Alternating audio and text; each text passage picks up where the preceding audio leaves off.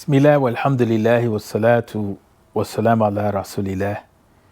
We're with you today, and this is the fourth installation of Surah AlMuminoon.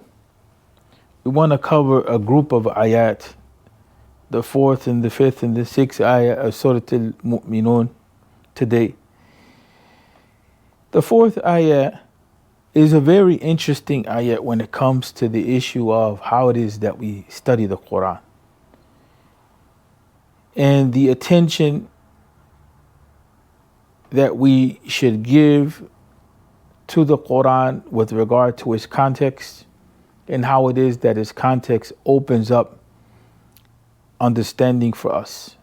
And in this case, as we have been mentioning, Surah AlMuminoon is classified as a surah which is Meccan or Mekkiyah. It was revealed prior to Hijrah. The definition of what is considered to be Mekki or Medini has everything to do with Hijrah, has everything to do with the migration to Medina. So everything that was revealed prior to the migration is considered or classified as Mekki, and everything that is revealed after migration is considered Medini or Medini. That's important because, as we mentioned, the Mekki revelation lays down the foundations of belief.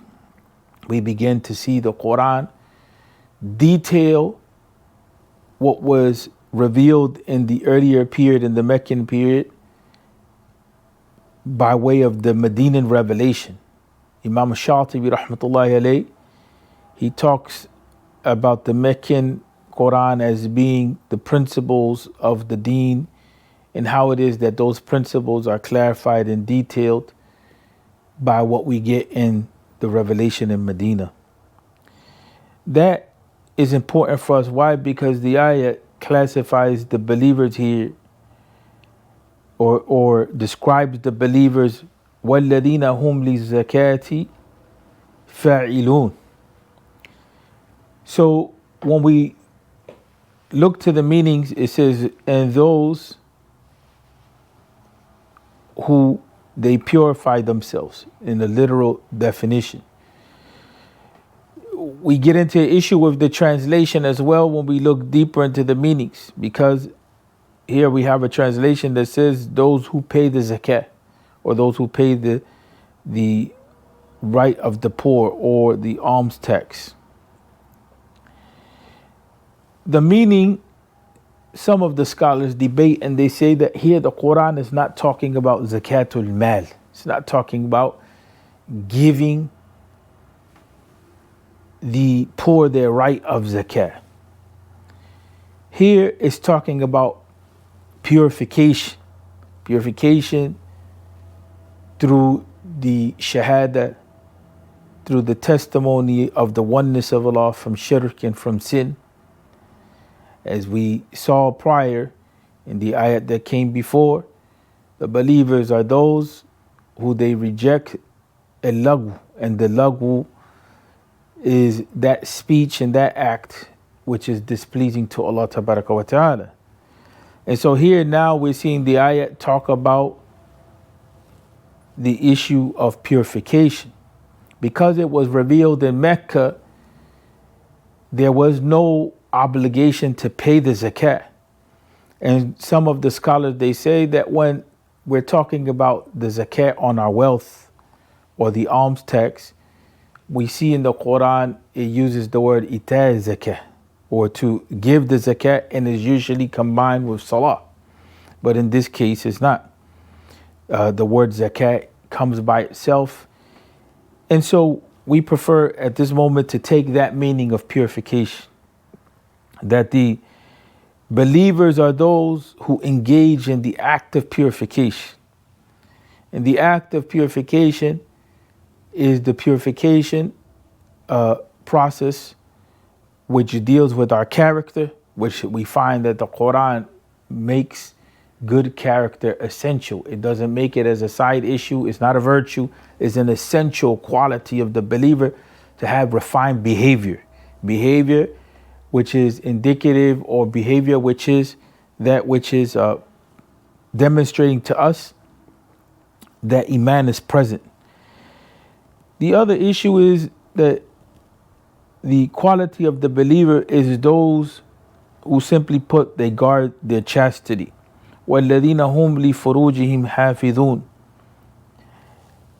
And then the ayat that follows is talking about those who a person has the right to engage with them, literally put in sexually, in any form of sexual demonstration, whether it's a kiss or whether it's, a passionate hug or anything more intimate than that.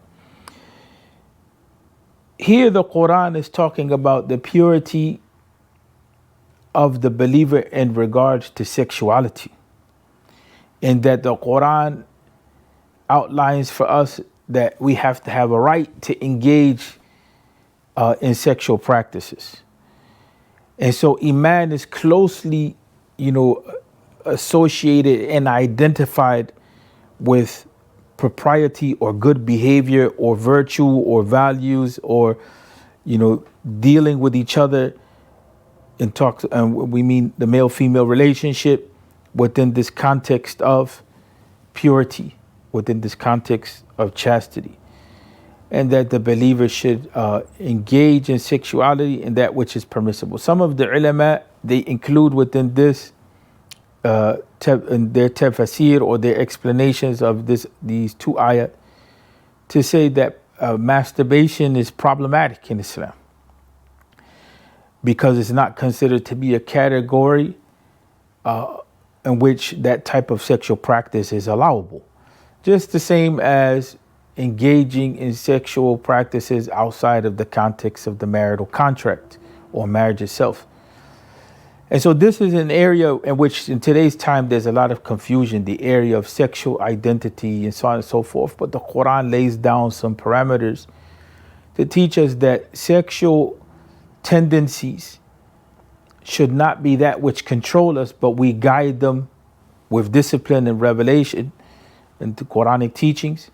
And this is one of the reasons why the fast of Ramadan, or fasting in general, is tied in to the issue of prohibiting during the fast sexual acts, so that we learn how to tone in and orient our sexuality so it doesn't overpower us. It's not that Islam rejects sexuality, but Islam makes sure that it's in a healthy place, and that health is not defined by us and is not defined by our time period, but is defined by the prophetic examples and is defined by revelation itself.